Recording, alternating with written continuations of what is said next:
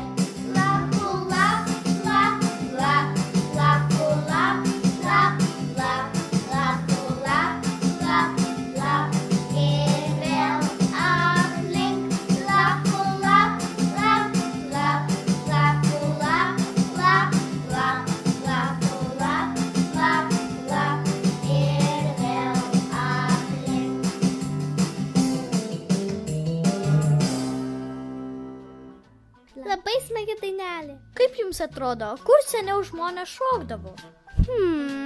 Manau, kad pilyse ten vykstančiuose pokyliuose. Ne. Aš manau, kad pilis buvo skirtos gynybai, kad tuomet, kai puldavo priešai, žmonės galėtų apsiginti. O aš manau, kad pilys buvo naudojamos ir pokyliams, ir gynybai. O ar kas nors gyvendavo pilyse? O kas dar vykdavo pilyse? Ar jūs žinote, kiek Lietuvoje yra pilių? Aš žinau, kad Lietuvoje yra Trakų pilis, Gedimino pilis ir Kauno pilis. Taip negali būti, kad Lietuvoje yra tiek mažai pilių. Turime sužinoti daugiau apie pilis. Kas ten vykdavo ir panašiai. Kas galėtų apie tai mums padėti sužinoti? Aš tai tikrai žinau. Mūsų mėgstamas gidas Mykolas Federavičius. Skambinam! Renkam numerį. Kva taškas Mykolas. Giedame Zignaną.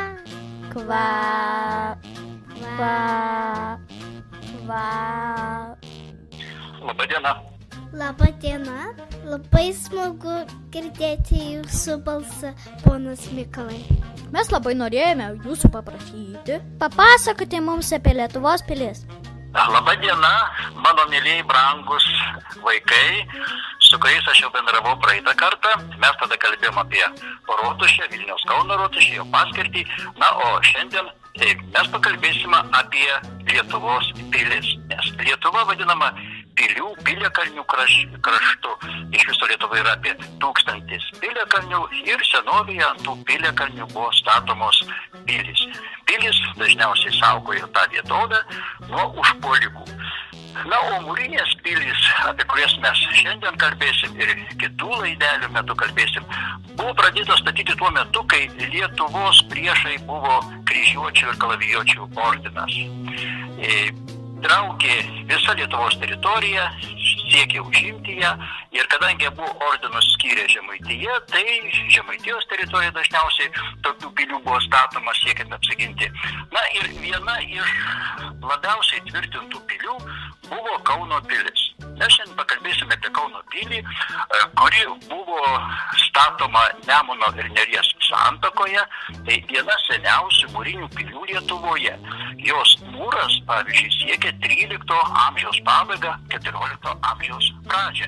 Ir vėlgi, Kauno pilis buvo statyta tam, kad apgintų Lietuvos teritoriją, apgintų Lietuvos žemes nuo kryžiuočių ir kalavijuočių puolimų.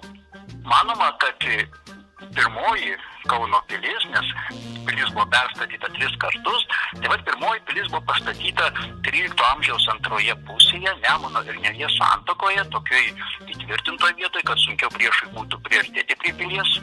Ji buvo aptvarinio tipo, be bokšto, netaisyklingo, keturkampio formos ir maždaug tas kiemas, uždaras kiemas užėmė 0,5 hektaro ploto. Na, sienos buvo statomos iš akmens. Toks labai įdomus buvo mūrimo būdas, skiautinis mūrimo būdas, kada buvo mūrimos plytos 2 eilių, o tarp tų eilių, plytų eilių buvo sumetama įvairaus dydžio akmenys. Na, ir toks mūras vadinamas skiautinis arba baltiškasis, jisai būdingas tik statant Kauno pilį. Na, Kauno pilis istoriniuose šaltiniuose buvo paminėta 1361 metais ir šitas paminėjimas susijęs su pilies nugriovimu.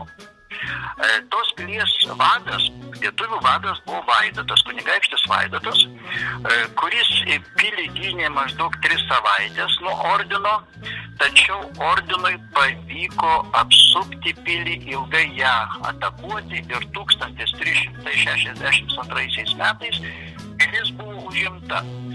Tačiau Vaidotui tuo metu į pagalbą skubėjo jau vėliau žinomas Lietuvos kunigaikštis Vytautas, kuriam buvo 18 metų, kartu su savo tėvu Kęstučiu. Tačiau jie atvykę į įvykio vietą jau rado pilį padegtą, o brolis Vaidotas, Vytauto brolis Vaidotas, buvo išvežtas į ordino nelaisvę. Jo likimas yra neaiškus, nors dabar Kauno pilies teritorijoje yra pastatytas paminklas būtent kunigaikščiui Vaidotui. 1362 metais, kaip jau minėjau, pilis buvo sugriauta, jinai turėjo šiek tiek kitokį planą, kitokį išplanavimą ir vėliau jinai buvo perstatyta sumūryta antroji pilis 1368 metais ant buvusių vidinių sienų pamatų. Na, irgi kiemą juosė storoka, gana aukšta, iki 12 metrų aukščio siena.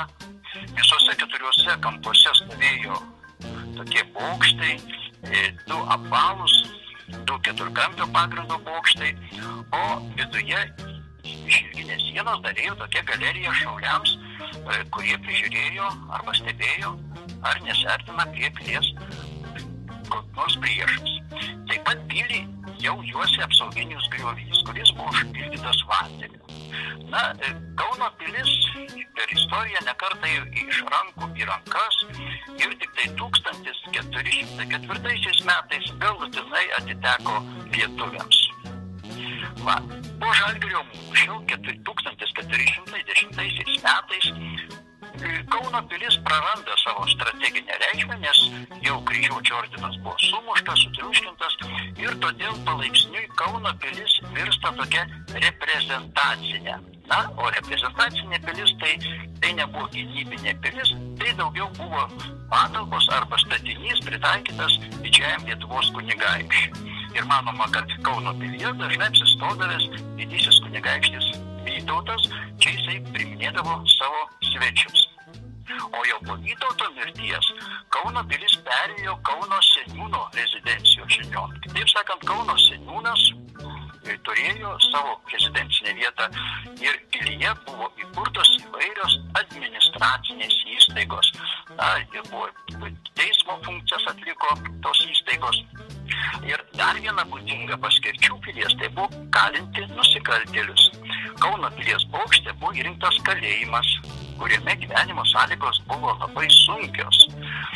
Yra išlikę tokių raštų, dokumentų, liudijančių apie čia kalėjusius žmonės. Na, vienas iš žymesnių kalinių paminėtas, kad tai buvo iš mongolų totorių Aukso ordos buvęs vienas iš Aukso ordos vadų sūnų. Jis besislapstydamas nuo persekiojimo buvo radęs prieglobstį Lietuvoje, tačiau buvo paimtas į nelaisvę ir buvo laikomas Kauno pilies bokšto kalėjime. Na, kaip ir kitos pilys Lietuvoje, taip ir Kauno pilyje taip pat yra susijęs su tokia legenda, kuri pasakoja, kad Bona Sforzos laikais Bona Sforza, tai buvo tokia karalienė iš Italijos, kad pilyje jinai laikėsi kariuomenę, kuri ta kariuomenė vėliau prasmegusi po žeme ir nuo tos dienos laukianti, kada Kauną ištiksinti kokia nors didelė bėda, kad galėtų pasirodyti ir jį apginti. Na ir senovėje žmonės kalbėdavo, kad naktimis iš po žemių girdisi karių kalbos, ginklų žvanginimas bei žirgų žvengimas. O štai tokia legenda. Na, o šiandien Kauno pilis tai yra Kauno miesto muziejus. Galima aplankyti pilį, susipažinti su jos istorija, aplankyti taip pat tuos rūsius, buvusius kalėjimo, pažiūrėti, kokie buvo kankinimo įrankiai, kaip buvo baudžiami nusikaltėliai Kauno mieste ir pasižiūrėti video filmą, pasižiūrėti maketus, kaip atrodė pilis per visą savo istorinę raidą. Tiek trumpai apie pirmąją mūrinę, vieną seniausių pilių Lietuvoje, Kauno pilį. Oho, kokia įdomi Kauno pilies istorija. Labai laukiu kitų Mykolo Fedoravičiaus pasakojimo apie pilis. Ačiū labai Mykolui Fedoravičiui už tokį įdomų pasakojimą apie Kauno pilį. Jei norite gauti šio nuostabaus gido kontaktus, rašykite mums smalsiukai@ltlt.lt.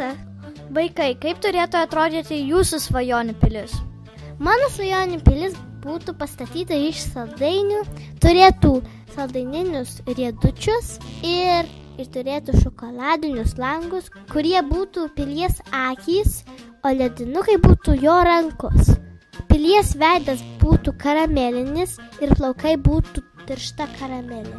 O plaukai būtų dar tirštesnė karamelė, kuri bėgtų į žmonių burnas, kai jie praeina pilį. Štai tokia būtų mano svajonių pilis.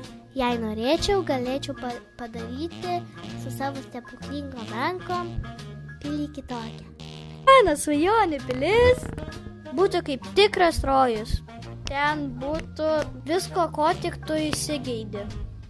Ten galėtų atsirasti saldainių gamykla. Mano pilis dar gali padaryti sausainių su čėliu.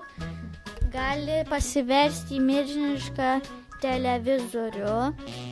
Nupieškite savo svajonių pilį. Ir atsiųskite mums. Rašykite mums laiškus elektroniniu paštu smalsiukai@ltlt.lt. Ačiū, kad klausėtės mūsų laidelės. Iki susitikimo!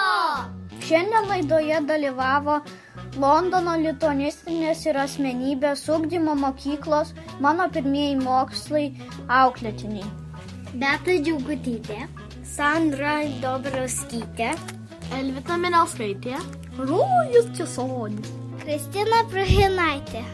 O dainelę dainavo Elita Švagždytė, Saulė Stavatytė, Amelija Freinaitė ir Gabrielė Balvinaitė. Iki.